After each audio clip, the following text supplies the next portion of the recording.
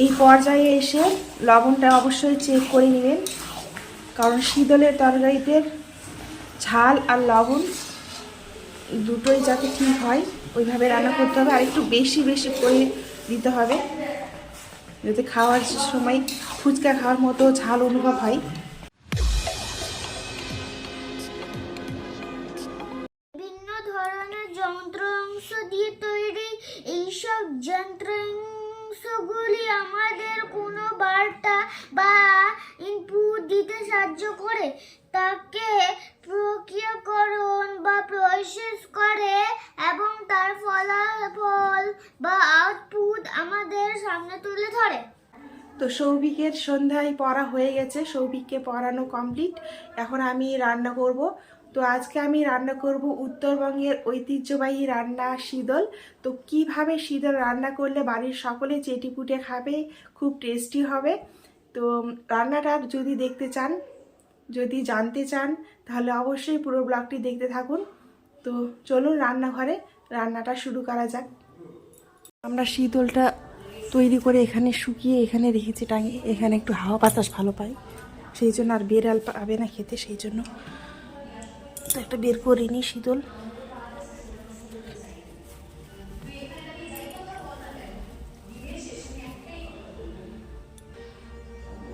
তো এই যে এইভাবে রাখা হয়েছে, খুবই কম আলো।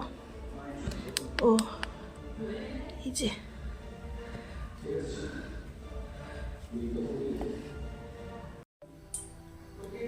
কড়াইয়ে দিয়ে দিয়েছি সর্ষের তেল, তেতে গেছে। এখন দিয়ে দিচ্ছি দুটো শুকনো লঙ্কা আর তেজপাতা, এরপর দিয়ে দিচ্ছি পেঁয়াজ,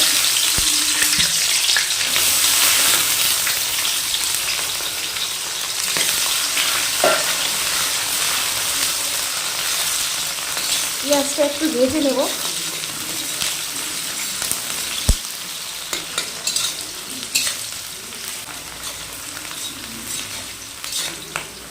পেঁয়াজটা অল্প ভাজা ভাজা হয়েছে, আর এখন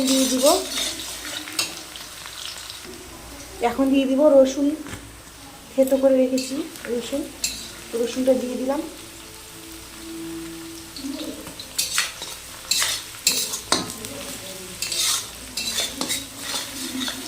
আর একটু ভেজে নেব এখন ভালোভাবে। এটা ভাজা ভাজা হয়ে গেছে, লাল লাল করে ভেজে নিয়েছি। আর এখন আমি দিয়ে দিব পাঁচফোড়ন। তাহলে বেশি পুড়ে যাবে না পাঁচফোড়নটা, আর আগে দিলে পুড়ে যেত বেশি, সেই জন্য এখন দিয়ে দিলাম। আর এখন দিয়ে দেবো শুকনো লঙ্কা, জিরা আর আদা বাটা দিয়ে দিচ্ছি।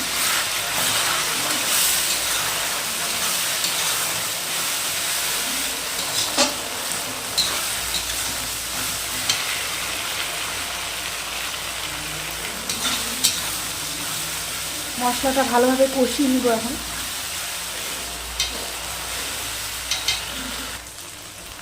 মশলা বাটিটা ধুয়ে একটু দিয়ে দিচ্ছি জলটা। এখন একটু সুন্দর করে কষিয়ে নেব।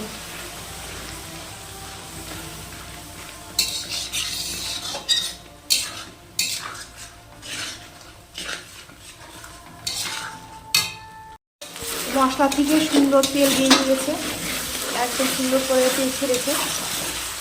এই পর্যায়ে দিয়ে দিব হলুদ গুঁড়ো আর লবণ।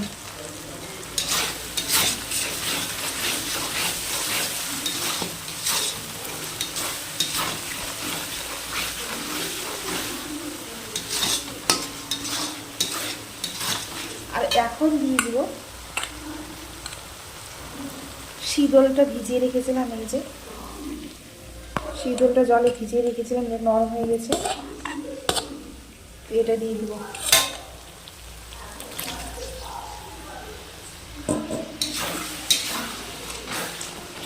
এখন এটা সুন্দর করে কষিয়ে নিতে হবে। যত ভালো কষানো হবে তত শীতলের টেস্ট আসবে।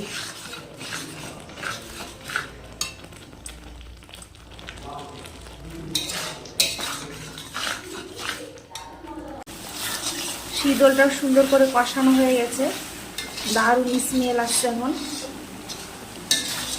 তো এখন দিয়ে দিব বেগুন।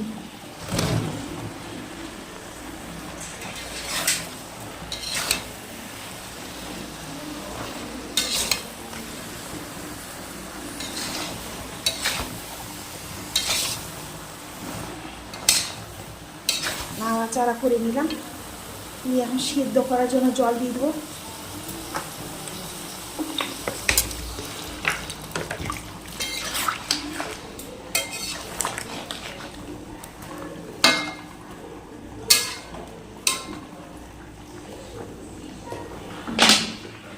জল দিয়ে এখন ঢাকা দিয়ে দেবো। তখন ঢাকনাটা উল্টে দেখি কেমন সিদ্ধ হয়েছে বেগুনটা, বা খুব সুন্দর সিদ্ধ হয়ে গেছে মনে হচ্ছে।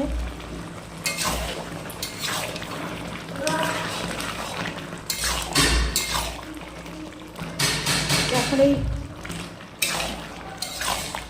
বেগুনটা একদম ম্যাশ করে দিব বেগুনটা।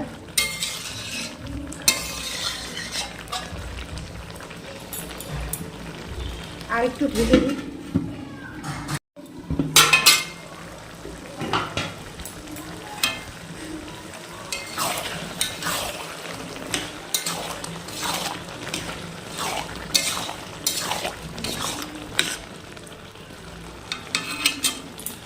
এখন এই ডাল ঘুটনিটা দিয়ে এটা ম্যাশ করে নিব পুরো বেগুনটা।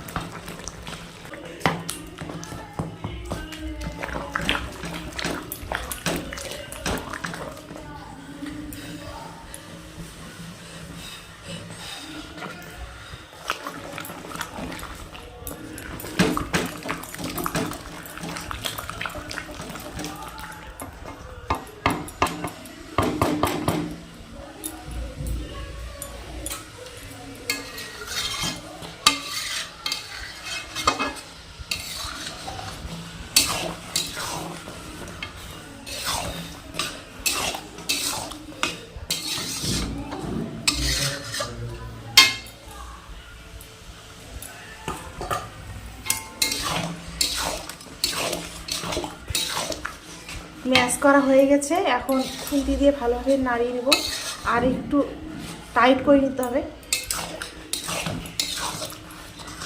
তারপর আরেকটি উপকরণ দিয়ে নামিয়ে নিতে হবে। তো দেখতে থাকুন। এই পর্যায়ে এসে লবণটা অবশ্যই চেক করে নেবেন, কারণ শীতলের তরকারিতে ঝাল আর লবণ দুটোই যাতে ঠিক হয় ওইভাবে রান্না করতে হবে। আর একটু বেশি বেশি করে দিতে হবে, যাতে খাওয়ার সময় ফুচকা খাওয়ার মতো ঝাল অনুভব হয়। আমি এখন দিয়ে দিচ্ছি লবণ, অনেকটা পরিমাণই দিলাম, আর আগে তো দিয়েছি। ঝাল আর লবণ যাতে ফুচকা খাওয়ার মতো অনুভব হয়, যখন শীতলটা তরকারি মুড়ি দিয়ে মেখে খাবো তখন মনে হবে যে ফুচকা খাচ্ছি, এমন ঝাল, তবে টেস্টটা আসবে একদম ঝাল। সেই সঙ্গে লবণটা ঠিক মতো দিতে হবে। তো আমার রান্না প্রায় কমপ্লিটের দিকে। আর এখন আমি দিয়ে দিব এর মধ্যে সামান্য সর্ষের তেল দিয়ে মিশিয়ে নেব।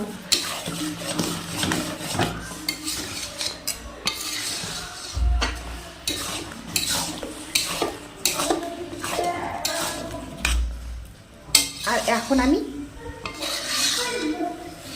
নামিয়ে নিব। কমপ্লিট আমার শীতল রান্না।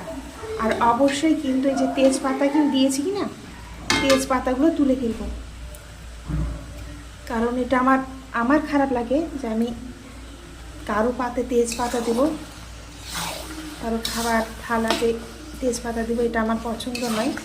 সেই জন্য আমি যখনই যা কিছুই রান্না করি না কেন তেজপাতা দিই, কিন্তু তেজপাতাটা আমি সেটা তুলে নিয়ে তারপর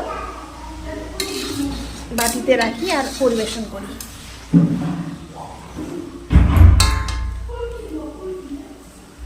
আমার শীতল রান্না কমপ্লিট। আমি শীতলের তরকারিটা বাটিতে তুলে নিয়েছি। দেখুন কি সুন্দর কালার এসছে, আর খেতেও কিন্তু ভীষণ ভীষণ ভালো হয়েছে। যাদের বাড়িতে শীতল আছে তারা আপনারা এইভাবে রান্না করে দেখবেন, দেখবেন বাড়ির সকলেই চেটেপুটে খাবে। আজকের ভিডিওটা এই পর্যন্তই। সকলে ভালো থাকবেন। নমস্কার।